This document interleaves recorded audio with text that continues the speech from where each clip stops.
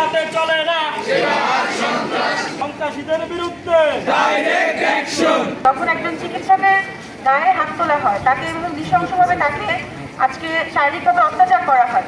চিকিৎসকরা জনগণের সেবাদাতা, তারা জনগণকে সেবা দিয়ে তারা সুস্থ করে তোলেন। সেখানে যখন চিকিৎসকের উপর হামলা হয়, তখন আজকে জাতির কি অবস্থা, আজকে জাতির কোন পর্যায়ে গিয়ে পৌঁছে যাচ্ছে, এটা আমরা আসলে উপলব্ধি করতে পারি। এবং একজন চিকিৎসকের কখনোই তার মৃত্যুকে মোকাবেলা করার মতন ক্ষমতা দেওয়া হয়নি। একমাত্র সৃষ্টিকর্তা ব্যক্তিকে মৃত্যুর পথ থেকে একজন অসুস্থ মানুষকে ফিরিয়ে আনতে পারেন না। চিকিৎসক শুধুমাত্র রোগের চিকিৎসা করতে পারে। যে আমরা চিকিৎসক সমাজের একজন প্রতিনিধি হয়েও আসলে দেশে এরকম একটি ঘটনা ঘটে যাওয়ার পরও আমরা হয়তো বা সেরকমভাবে প্রতিবাদ গড়ে তুলতে পারিনি। আমরা নীরব থেকেছি, কিংবা আমাদের জায়গা থেকে যেরকম প্রতিবাদ বা আওয়াজ তোলার দরকার ছিল সেটি পর্যাপ্ত নয়। আমি মনে করি সমগ্র চিকিৎসক সমাজের পক্ষের একজন প্রতিনিধি হয়ে যে আমাদেরকে আওয়াজ তুলতে হবে এবং আমাদের নিরাপত্তা আসলে আমাদেরকে নিশ্চিত করতে হবে। কেন আজকে আমরা এই মানববন্ধন করছি? যে ওই চিকিৎসক সঠিকভাবে চিকিৎসা দেন নাই বা অবহেলা করেছেন, তাহলে তারা আইনের আশ্রয় নিতে পারত, আইন ওই চিকিৎসককে সাজা দিতে পারত। কিন্তু আমরা দেখলাম যে অনেকগুলো মানুষ একসঙ্গে ওই চিকিৎসকের ঝাঁপিয়ে পড়লো এবং ওই চিকিৎসকের জীবন মৃত্যুর সন্ধিক্ষণে চলে গেল। এই পরিস্থিতিতে কিভাবে, আপনারাই বলুন, কিভাবে দেশের চিকিৎসা ব্যবস্থা চলমান থাকবে?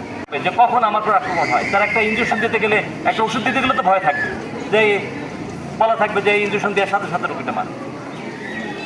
তাহলে আপনারা যদি চিকিৎসকরা যদি স্বাধীনভাবে চিকিৎসা দিতে না পারে, যদি ভয়ের মধ্যে দিয়ে চিকিৎসা দিতে হয়, তাহলে এই চিকিৎসা অবস্থা টিকবে না, এদেশের জনগণের জন্যে অত্যন্ত খারাপ হবে। তাই আমার দাবি যে জনগণের আজকে প্রস্তাব করতে হবে, তাদের দাবি তুলতে হবে যে যে আমাদের চিকিৎসা সেবার যে নিরাপত্তা আইন, সেই নিরাপত্তা আইন জরুরি। একটা 48 বিসির যে 2 মাস আগে সে চাকরিতে সদ্য যোগদান করেছে একটা জেলা হাসপাতালে, যেখানে রোগীর সিসিও প্রয়োজন ছিল, আইসিইউ প্রয়োজন ছিল, এবং রোগীর স্বজনদের সাথে এটা ক্লিয়ারলি বলা হয়েছে, তার রেসপন্ডে রোগী রেখেছে, সেই রোগীর মৃত্যুর দায় কেন ওই চিকিৎসকের উপর বর্তাবে? যখন একটা ব্যক্তি খুন হয়, আমরা কি তার স্বজনদেরকে দিয়ে সেখানে মারা শুরু করি না আমরা আইনের আশ্রয় নিই? সেই বিচারও তো 20 বছর ধরে চলে। তাহলে একটা রোগীর মৃত্যুর কারণে সেই ডাক্তার কেন ইনস্ট্যান্ট সেখানে তারা বিচারের দায়িত্ব নিয়ে নিচ্ছে? আর কোনো ক্ষেত্রে এটা আমরা দেখি না। ওই রোগী যখন ডাক্তার আমাদের হাসপাতালে এসে মারা যায়, তখন এটা আর আমাদের জন্য প্রযোজ্য হয় না, যার পরিপ্রেক্ষিতে আমরা বারবার আক্রান্ত হচ্ছি। এবং এর পরিণাম আমরা কি দেখতেছি, যে সমাজের সবচেয়ে যে ভালো ছেলেটা, যে স্কুলের সবচেয়ে ভালো ছেলেটা, সে ডাক্তারের চান্স পায়, এবং তারপরে ওই ডাক্তারদের যারা পাশ করে তাদের ভিতরে সবচেয়ে যে মেধাবী ছেলেটা, সে বিসিএতে চান্স পায়।